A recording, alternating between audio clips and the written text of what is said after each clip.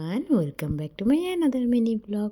আজকে সকালটা সেই আমলা জুস খেয়েছিলাম আর বাদামটা আগেই খেয়ে নিয়েছিলাম, তাই দেখানো হয়নি। আর সকালে জল বাতাসা দিয়ে মুড়ি খাচ্ছিলাম। মাঝে মধ্যে হালকা খেতে ইচ্ছা করে, তখন আমি এরকম মুড়ি খাই।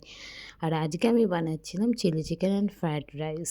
তোমরা বলো তো কার কার চিলি চিকেন বানানোর সময় পকোড়াতে খুব লোভ হয়? আমি তো অনেকগুলো খেয়ে ফেলি।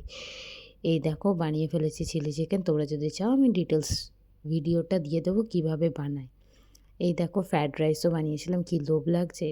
তোমরাও বানাও, ঠিক বানাতে পারবে, আমি রেসিপি দিয়ে দেবো।